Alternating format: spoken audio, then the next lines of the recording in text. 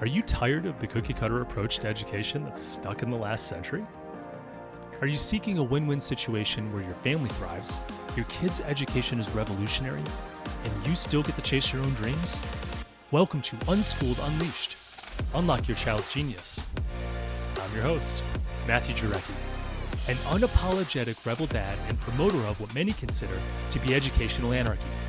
You know the world isn't going to be won by those that just toe the line. It's the innovators, the visionaries, and the resilient spirits that are going to thrive. Our mission here is to forge those world changers within our very homes with less stress, energy, and time. Unschooled Unleashed starts now.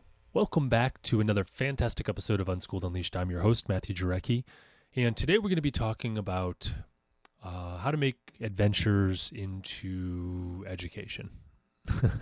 I recently took my 10-year-old son out on a trip. We made an adventure, but we surprisingly had a bunch of educational opportunities along the way. Some of it intentional, some of it not so much.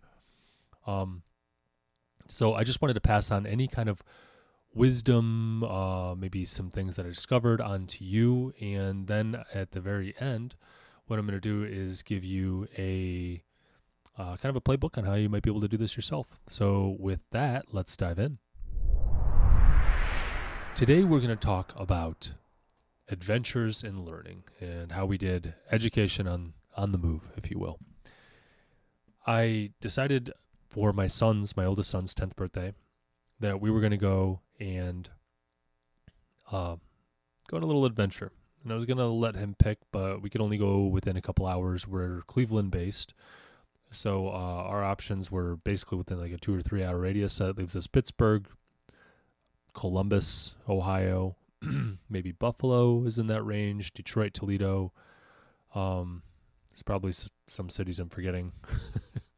But we're going to stay in that general range. And what we chose to do is go to Detroit. A lot of history there. I actually lived in Detroit for a little over 2 years of my life. And I thought it might actually be a cool adventure taking my son to the city that I lived in when I turned 10. So there was some natural connectedness to that 10-year mark with myself. And I thought it might be a great way to celebrate my son's 10th birthday. But he chose it. We decided to go to Detroit. I just proposed it. He thought it was a great idea. So we went on this adventure. And I found some really unique ways to help him grow. Wasn't like I was necessarily looking for these opportunities. I was more looking to make an adventure, build, relationship, really look forward into our future relationship and how that's going to work.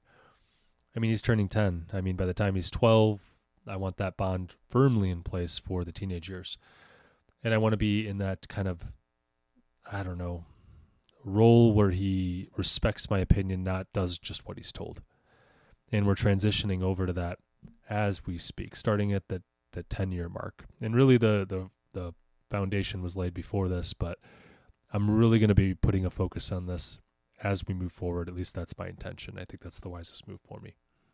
So what we decided to do was head off to Detroit in the box truck we just bought. Now, I just got this box truck. I converted it over to I'm converting it over to an RV as we speak. And our adventure is going to be going to Detroit, and we're going to spend the entire weekend in Detroit, and we're going to stay in the box truck. And there's a bunch of logistical things that we had to figure out. So I involved him in the whole planning aspect of it. And along the way, what this did, and now I'm going to talk about some of the positive things as I move forward with this podcast episode, is kind of what I learned from it. So we went over and we started planning all this, we had a whole bunch of problems, right? We're staying in a box truck. We don't have heat. We don't have this. We don't have that. We have to figure it out. And this helped him foster some of his creativity because I treated him as somewhat of an equal in that sense. I mean, his opinion counted as much as mine. And that was really important. Not that his opinion doesn't count outside of that, but this was definitely framed as collaborative and that it's his responsibility to problem solve that along with me. At least that's how I tried to frame it. in addition to that, he also had to be very adaptable because along the way we ran into problems. And I think this really helped get his brain working, and the blood pumping through his brain. And I thought that was just a pretty cool experience. Now, one of the cool things that just kind of a thought I had, I guess, while I was doing this is this: everyone kept on asking us at the time, "Oh, are you homeschoolers?" And I didn't understand why they would think that. But then again, we were there during, like in Detroit during school hours, and at least some of the time. And I was surprised people picked up on that. So that was pretty interesting. But we did have the freedom to be able to do that. And without that flexibility for us to be able to do that, we wouldn't have been able to take this impromptu trip. And we did have a couple days of planning, or maybe a week or so, but we could do it whenever we really wanted to. And the only thing we had to build it around was the parent's schedule. And and I think that trying to juggle it between 3 different schedules, meaning each parent and then the child's school schedule, would have been even more difficult to try and plan that. So homeschooling allowed me to be able to build this cool memory with my son, my oldest son. What we did next was, once we got to Detroit, we stayed somewhere along the way. We had to figure out where we were going to stay, where we were going to eat, how we were going to do everything. And we stayed in a parking lot in the middle of nowhere, basically, on the way. We decided to take the second half of the trip, the second leg of the trip, out to Detroit in the morning when we were feeling a little bit more refreshed. So we stopped, got something to eat, figured out where we wanted to go. Kind of a cool thing for a kid to figure out with his dad. And then we got to Detroit the very next morning. One of the places we really wanted to go was the Henry Ford Museum. I think it's called Henry Ford Museum of Innovation and Automotive something or another. I can't remember. I could probably just do a quick Google search, but if you look at the Henry Ford Museum, you're going to find it. Trust me. It's a big thing in Detroit. And this is a really cool museum. They got all these different cars, including presidential cars. I believe, and this is what it said, they had the car that Kennedy was shot in. It didn't appear to be a replica. I didn't see anything that said it was a replica. It said it was Kennedy's car. So as long as that's true, we got to see Kennedy's car. We got a cool picture with it. But while we were there, we actually got to learn about the past. And it was both of us. We did this on our journey together, right? When you're unschooling, it's the parent just facilitating some of the stuff that the kid wants to do if they're not able to do it on their own. And we're co-learners in that sense. So I got to be a co-learner in something that I was actually interested in. And I did pump it up along the way. We're going to visit this cool museum, and I'd been there before. But it was really fun looking at it through new eyes, and he got to lead the way as we went through this museum and explored history. And they not only have just cars, but they got planes and aviation is big in our city in Cleveland. We had the air races, which turned into, if not the first, one of the first national air shows in the United States. And we have an air show on Labor Day every year that goes back and forth between the Navy and the Air Force. So you'll see one or the other performing, and there's a bunch of other stuff that goes on with that. But it was cool getting to go through the aviation. We got to talk about some of the history of our city, and not just Detroit, because Detroit, of course, has a lot of the automotive as well. But believe it or not, Cleveland does too. So we actually got to read about that. It's kind of what made Henry Ford's name, was beating a guy from our city, Cleveland, in a race, and kind of made Henry Ford's name. So real interesting stuff, and I got to learn some of that interesting history as well. There was a cool aspect to it where they were trying to inspire future innovators. So it engaged children to learn from history and historical figures and events to shape their own innovative thinking. And one of the ways they did that was they had you make your own paper airplane in the aviation section. And I thought that was pretty cool. So we had some fun, like really hands-on stuff, throwing these paper airplanes, and we tried to make different designs, and they can teach you different designs to make the paper airplanes out of. And my son actually made a better design than me. His beat me a lot more, even though I had a pretty killer design. But it was a lot of fun. There was some competition, and there was a little bit of innovation in that sense, at least as much as there can be for just a normal, regular 10-year-old. And I really think it was a positive experience. So we got to experience some of that innovation. We were surrounded by history and like that people who changed the world, in the history books. So hopefully a positive experience for him when we did that. And this was the only educational thing that I really had planned. And it wasn't even necessarily to be educational. It was just something to do in Detroit. One of the other benefits, as I reflect back on this trip, is we deepened our bond as father-son.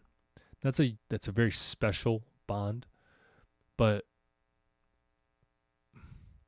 I think there's something about when your dad treats you as kind of an equal. Now, of course, he wasn't, I don't want to be silly, but like driving the car and they making all the decisions that I'm subservient. It wasn't like that. It was an equal. We're making decisions together, collectively, for our adventure. And when Dad kind of props you up to his level, and at 10 years old, at least I remember really looking up to my dad. I think it one, deepens the bond, of course, between father and son. But second, I think it also shows the kid that you respect him. It's kind of a coming of age thing. You're 10 years old and you're double digits, and now we're going to go on an adventure, and I respect what you think, so much so that we're going to make this decision together. And I think that helps build some confidence, maybe even accepts some more responsibility on his end. And I think that is the future relationship I want with my son. So I'm cultivating it now. And that's on top of creating these lasting memories where we actually have a fun time, and we get this shared experience, and these problems that come up along the way, and we have to figure it all out. Along the way, some of the problems we ran into is we had to heat the box truck. And we decided to wall off about half of it because it's a huge box, and we didn't want to heat the whole thing. So I got this indoor heater, and it can't run off electricity unless I had some kind of electricity reserve, and I didn't have that, and that's pretty expensive. So I got this heater that runs off propane. It says indoor right on it. I know that carbon monoxide is created when burning stuff, and I just don't know how much with propane, but I trusted that it said indoor, and I'd figure it out along the way. And as I busted open the heater the first night we were out there, I'm reading it with him, showing him that I read the instructions, and I really needed to read the instructions. And I read that you have to have it like a well vented. And my friend warned me of this, and I was just, oh gosh, now we're going to be cold. It got down to 31 degrees, I believe, where we stayed the first night. And, so I'm a respiratory therapist. I know it's difficult to get any kind of carbon monoxide poisoning from something that's designed to be run indoors, in an hour. So I decided to just run it for an hour. And honestly, the back door is kind of fallen off. It's probably well vented enough, but I decided to play it safe. I only ran it for an hour because I didn't have a carbon monoxide detector in the car at the time. And, then we had to solve being cold and all this stuff. Meanwhile, trying to make it fun. But it created this cool memory of us freezing. We decided to watch the movie Karate Kid while we had the heat on. Then we went to bed. And it, I don't know. we froze our butts off. We had warm enough sleeping bags, but me and him snuggle up. I gotta tell you, we had a big air mattress, and it was a lot of fun. But very, very, very, very cold and miserable to that point. Some other memories we had were driving around Detroit, listening to some Motown, and I got to explain the history of Motown and where that all came from. In Cleveland, it was rock and roll. We coined the term rock and roll in Cleveland. We got to talk about that, and a lot of the history of Cleveland and rock and roll. That's why we got the Rock and Roll Hall of Fame in downtown Cleveland. But we also focused just a lot on Detroit, and I'm pointing out, like, hey, there's Telegraph Road. That's where the first telegraph line went. What is a telegraph? Well, here's a telegraph. That was before phones, and just looking at all these different teaching points along the way, and we blended education with a good time and had all these fun times along the way. Some other issues we ran into were, so I had no idea how revitalized downtown Detroit was.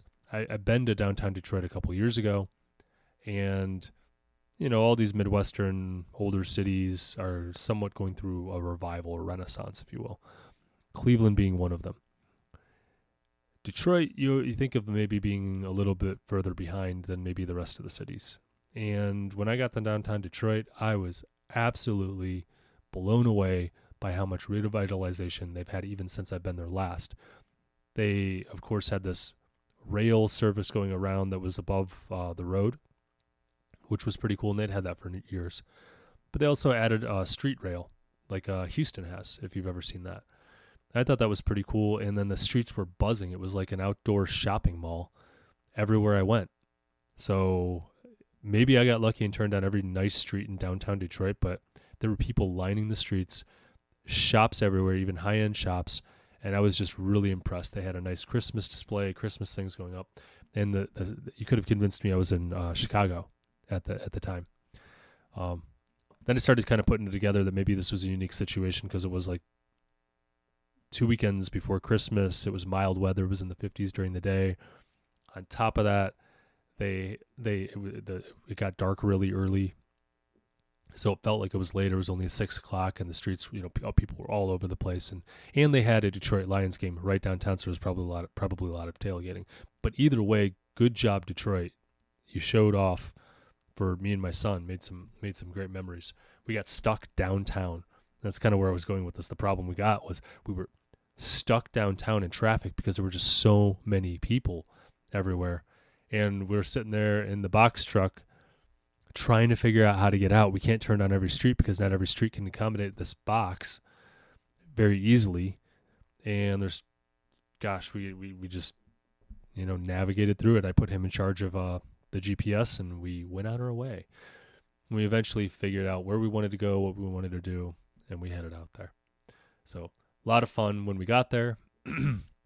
We made some more lasting memories by trying to beat. I got him this Zelda game for the Switch, so we had the Switch with us, the Nintendo Switch, and we tried to beat Zelda. And then we watched one of my favorite movies when I was a kid, which was the movie called Stand By Me. For a little bit older kids, I didn't really want my 5-year-old watching it because it deals with some, like death and stuff like that. Some stuff that maybe kids don't want to watch a movie about when they're that young. But, he's 10 years old. We got to watch that, and I thought that was pretty cool. And we got a carbon monoxide detector. That's what we decided to do collectively. And we were able to keep the heater on. We kept it on for like 3 or 4 hours, and that thing didn't even give a chirp. I think there's enough holes in this box to keep it well vented. So we did not sleep with it on, for those of you who are worrying. But we were able to keep warm the second night for the most part, at least a lot warmer than the first night. Another cool thing, as I look back on this trip that we got to do is I turned 10 years old in Detroit Metro. And I got to go back and visit my history, and I almost connected back with that age. And it was cool sitting with my son who was that age. And I remember my 10th birthday. I remember being 10 and how cool that was. And I'm sitting there cruising the streets on my bike, at 10 years old. And now I'm driving those streets, the same very streets, with my son, showing him where I used to go, showed him my old house, showed him my old school.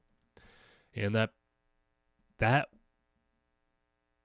going to those kind of landmarks, those, personal historical landmarks helped me just really identify with where he's at. And I think that was a very positive thing for our relationship, because he got to hear a bunch of cool stories from me, and learn about, dad's story.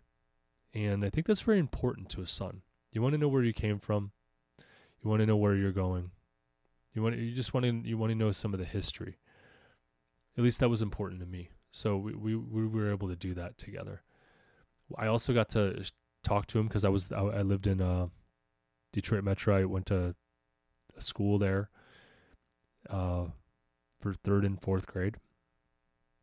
Forgive me, for 2nd and 3rd grade. And one of the stories I often bring up is I was able to write. I was expected to write stories once a day in 2nd grade, and me and my best friend would always write stories about King Kong and Godzilla, and they'd write one sentence on the board, and we'd have to finish it with a paragraph. And it was like I was walking through the park, and my story was always like King Kong came out of nowhere, and then Godzilla came over, and there's always this epic fight. Well, when I went into 3rd grade, me and him, he went into a different 3rd grade class than I did. And I was told in a parent-teacher meeting that I wasn't allowed to write any more stories that involved King Kong or Godzilla. And I loved writing. I loved writing because of this, because me and him were always trying to outcompete each other or outperform each other in these stories, just like more epic battle. And it was a lot of fun. And then I got told I wasn't allowed to do it anymore, and I lost my love for writing because of that, in the name of quote-unquote growth for me. This was literally said to me, I need to expand beyond that and grow. And it's like, well, I specialize in stories about King Kong and Godzilla. Why would you have me do that? My parents supported it, and probably because I just didn't know any better. I mean, I might have done the same thing in their situation.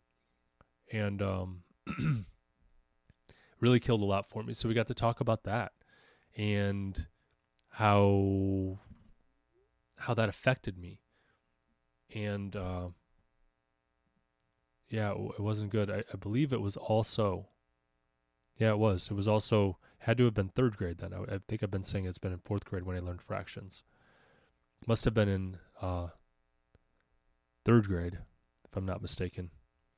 I remember I missed a week of school, and they covered fractions while I was gone. We'd never done it, and then they just get there and they're covering fractions. I have no idea what's going on. I felt dumb for not knowing. I felt afraid to ask up, and when I got to the end of the class, they just went over and they handed me a stack of papers about a 1/2 inch thick, if I remember right. It was huge for me. And they said, you need to learn all this, finish all the worksheets, get caught up. You got 2 weeks. Might have given me 3 weeks, who knows. Either way, they put the responsibility to learn all that on my parents. And my parents were both working. My dad worked, he was a salesman, so, he worked off commission. He was always busy. And my mom was a server down the street, and she was working all the time. And, there wasn't much opportunity for me to learn, and my mom didn't really know math that well enough to teach me. She felt very insecure, at least, to be able to teach me that kind of math. So it was really on my dad, and my dad really wasn't necessarily available, or it wasn't apparent to him that I needed the help. Either way, I just drowned in that, and I thought I was bad at math. These were life-changing experiences for me, and I got to reflect on that with my son as I sit there and remember standing in the very window that I'm looking at right now, and how small it is now, but how big of a window it was back then. And I just remember staring at out the window thinking, what's going on, man, I don't know what I'm going to do. So talking about that with my son my struggles with him was very valuable. So reflecting on those stories and visiting those landmarks was very impactful for me, and brought up a lot of emotions too, which was unexpected. Another cool thing that happened as a result of this is we got to go over financial literacy, and life lessons, finance being one of them. Got to pass on some wisdom. So we discussed some of the financial decisions I made and sacrifices we made for our family to actually make this trip happen. One of the things I focused on was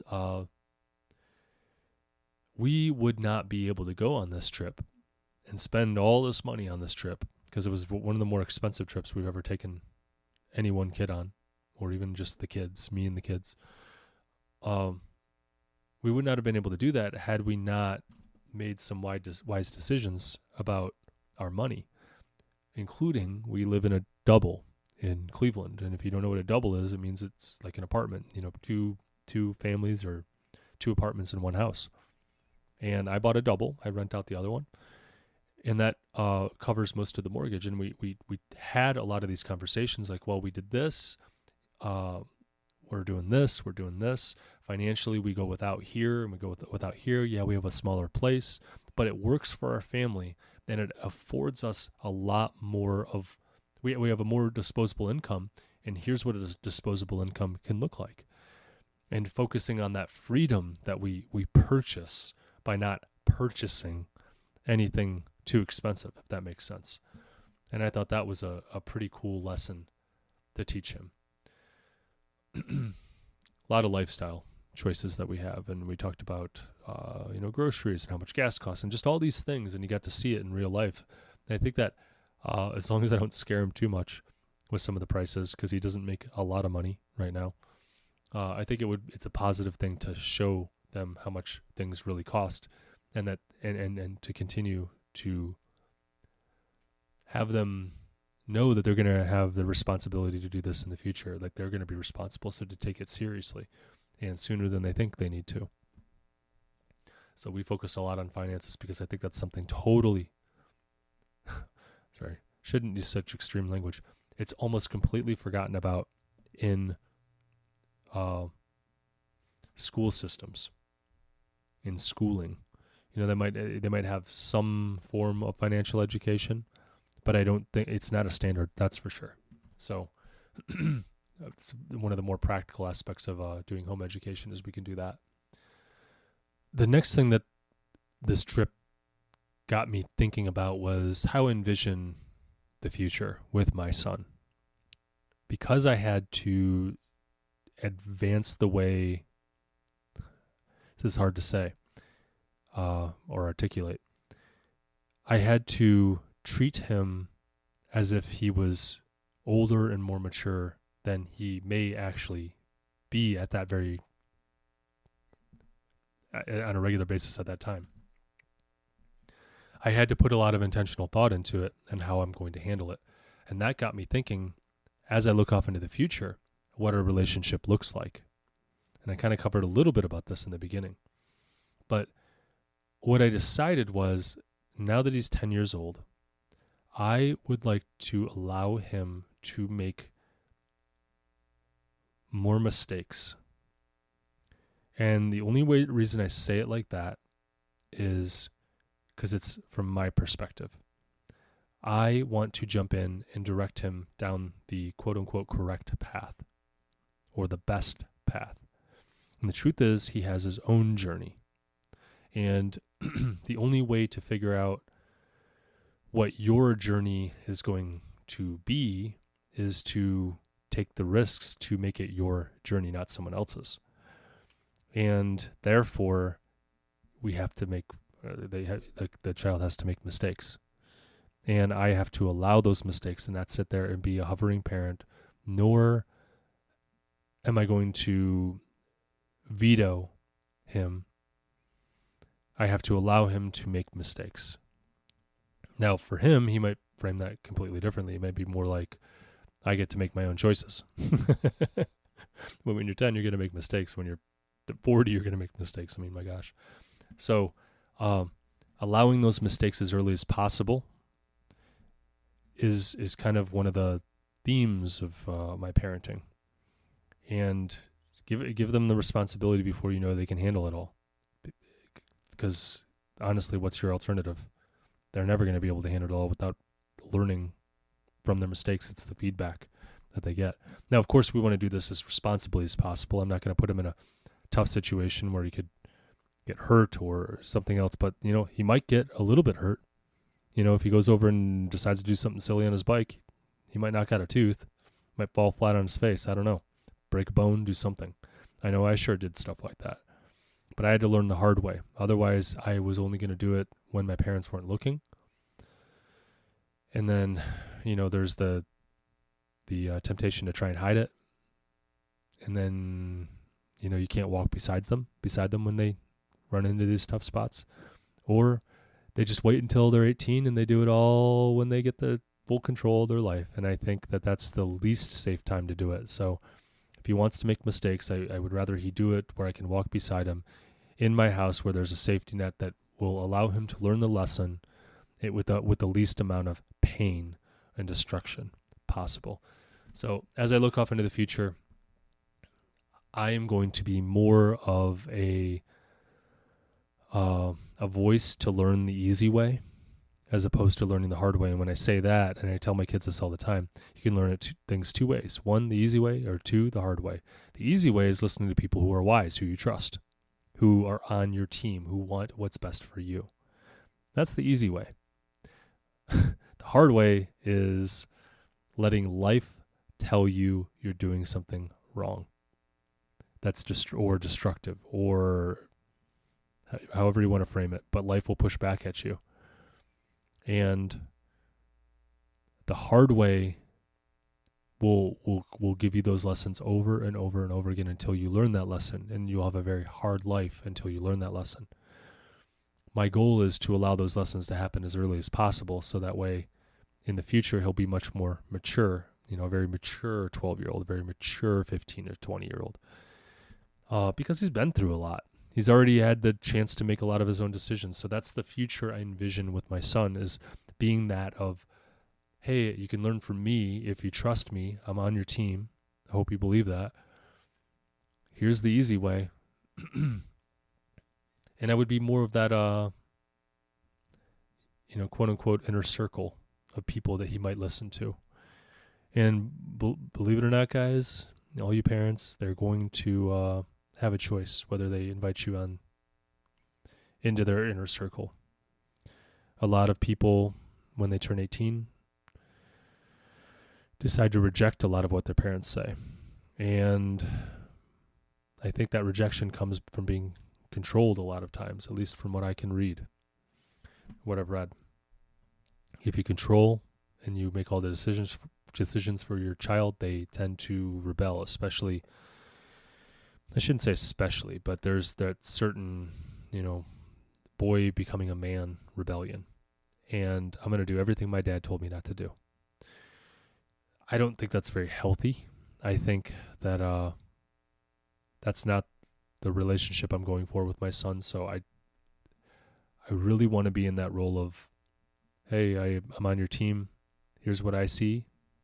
Take it for what it's worth. And now you get to make the decision. That's where I want to go from here.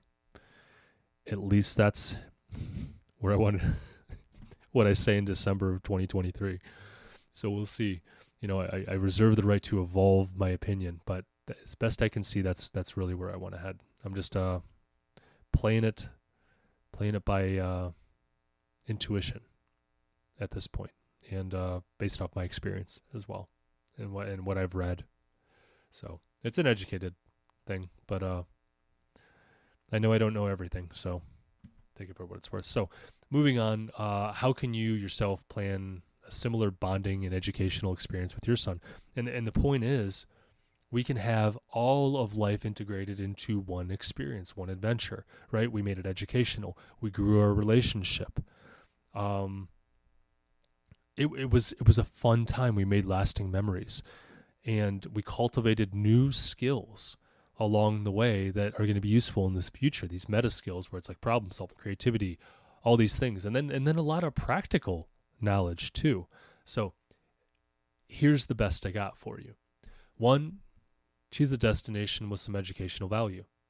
Select locations that offer maybe historical, cultural, scientific learning opportunities. These kinds of things might be museums or historical sites, nature preserves.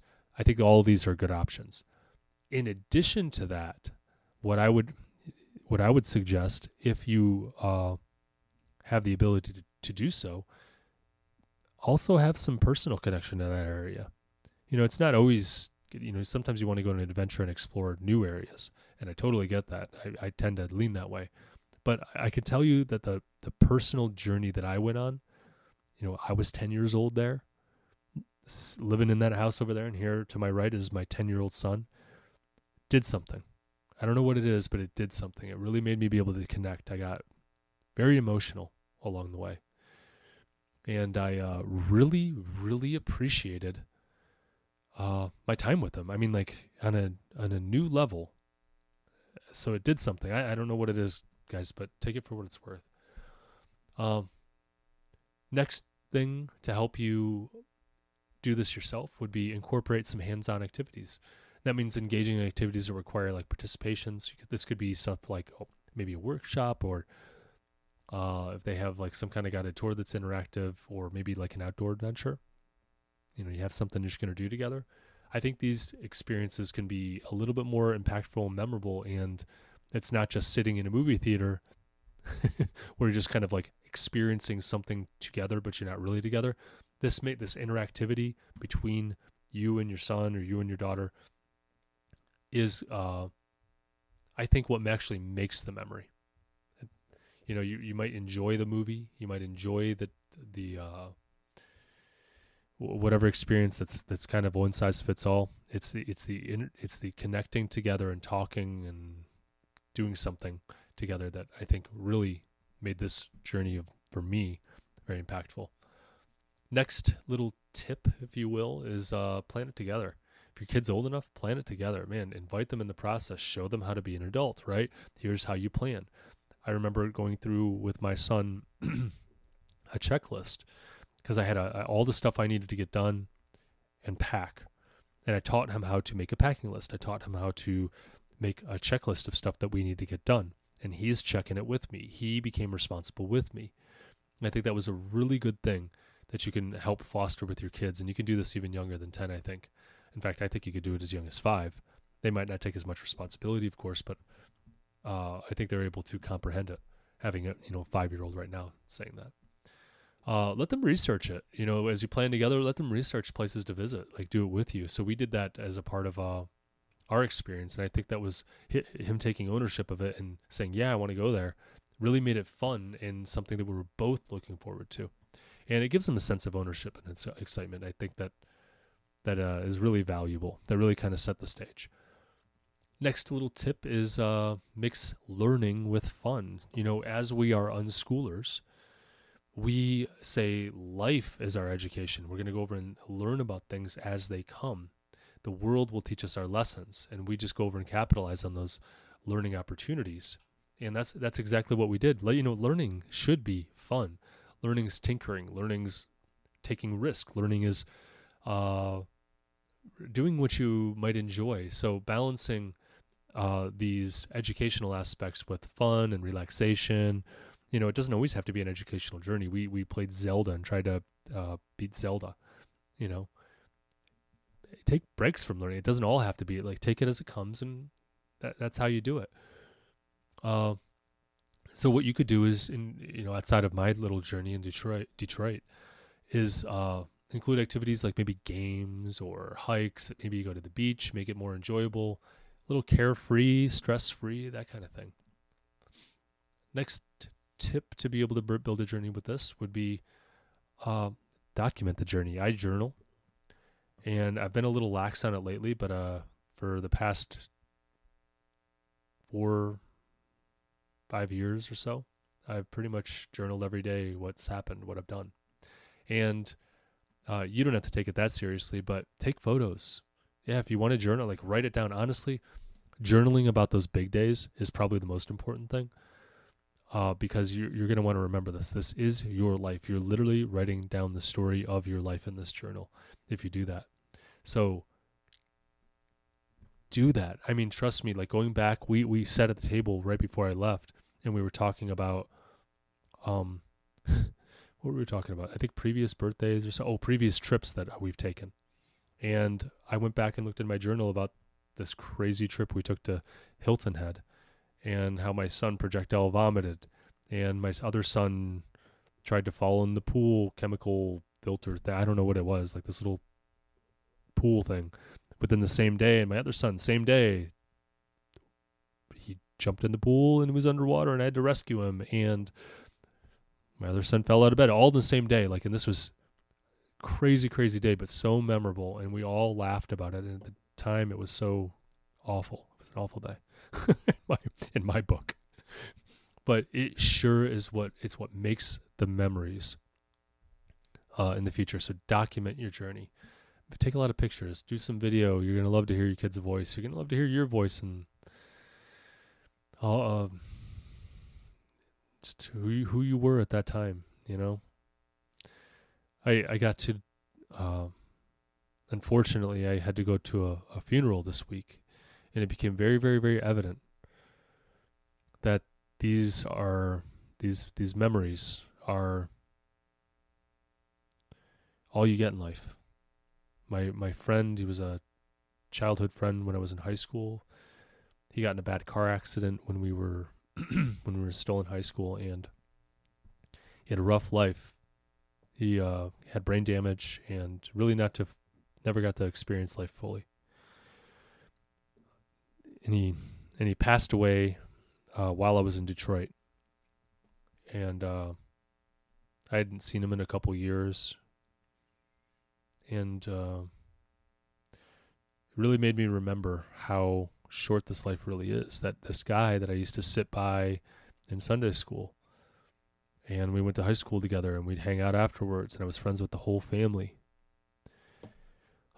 Really great friends with his brother, even still to this day. We're not guaranteed anything, guys. And those pictures and that journal and the souvenirs that you get might be all that's left of your memory for the people around you. And having this happen after the trip was just solidifying it in my head that this is who I'm going to be as a parent. That I'm going to be putting them first. Like, I got my own endeavors and everything, but when I say first, I don't mean I'm going to put them. Everything in my world comes second. You know, obviously this is part of my world, but like anything that's uniquely just mine, not sharing with the family. You know, that I need to have a balance between everything. And that if it's ever out of whack where I am not spending time with my family and the relationships that I form with my friends and family, that this is kind of worthless. Like, everything that you build crumbles. But what does last is who you were to other people. And I didn't remember anything my friend did except for the relationship that we had. I mean, I remember he was into certain stuff. I got to look through some of his drawings, and I even remembered some of the drawings that they had on display. Got to see some cool pictures, though. And I remember, like, I was in one of the pictures sitting next to him. I don't know what I was doing, but I was making a weird face. And I just remember some of the conversations that we had sitting, maybe even in those seats. I don't know. But that picture meant a lot. The relationship meant a lot. And, yeah, I'm just determined to make sure I focus on my legacy as who I'm remembered by, not so much of what I've done. Made it very, very clear to me in that moment. Anyways, moving on. Connect learning to real-world applications would be my next tip. I try to discuss the things learned during the trip and apply it to real-life scenarios, so make it very practical. And, you know, for instance, we talked about the budget that we had. We talked about the practical aspects of actually getting to and from and just the logistics of it. We even talked about like how some of the discoveries, you know, this is these discoveries of the automobile, not discovery, but the mass manufacturing of the automobile, how impactful that was and how that has been applied day after day, time after time since that discovery of the assembly line. And just back then it was so much more simple compared to today, but those types of discoveries can still be made today, and just how he could be the one who does that. So I really wanted to inspire him and make it real world as much as I could for him. So tying it back to make it as tangible as possible to them, I think it really is what makes it something that they can relate to. I hope that makes sense to you. If it's a pie in the sky thing that doesn't really relate to them, they might not take much of an interest. But when it starts to become, wow, I could actually manipulate things around me to create a future, I think that's pretty cool. And hopefully I inspire them in that way. Next tip is reflect on the experience. So after the trip, we sat around at the dinner table, we told people, we showed pictures, all this stuff, all very, very, very important to do, because it helps frame exactly what the trip was. And I made sure to reinforce that this was an awesome experience, that we had a great time together, that we have a new relationship, that we're building a new relationship based off that. All those things, because we could frame it as, oh my gosh, we were so cold. Oh, it was a miserable this and miserable that. Because there were some things that were really tough that he had to endure. But I framed it as, man, you were so brave. Man, you were so tough during those instances. Like, you decided to be tough and you didn't have to. You decided to be brave when you were scared. So cool to frame that experience on that. And then to tell a story in front of everyone and give them that validation, I think is kind of important from father to son.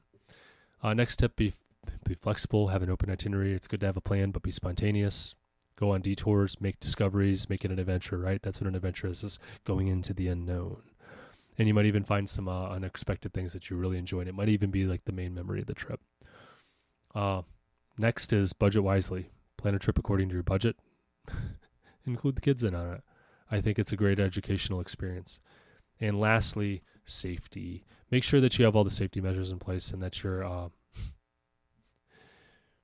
I don't know. You got to think about this stuff. I probably didn't put as much thought into this as I should have. Not should have. Should say that.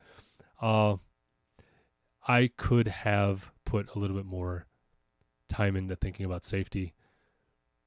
For example, like the bringing a carbon monoxide detector. I didn't really think about that, even though I knew it was a risk. I had to go out and buy one. I already had one at home. These kinds of things.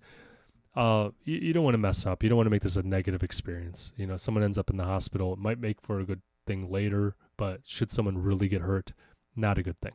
Anyways, with that, I'm going to end today's episode. So stay curious, stay unschooled, and stay away from the algebra nightmares. I'll catch you in the next episode. So here's where we roll up our sleeves and bring out the big guns. If you support our mission, then please leave a review. On Unschooled Unleashed, we are talking about using a radical approach to education in today's world, and the more 5-star reviews we have, the more people will feel comfortable with the ideas, strategies, and principles we discuss. It gives legitimacy to our message, and the podcast's algorithm prioritizes us so we can reach more people. You may even have your 5-star review read on our podcast.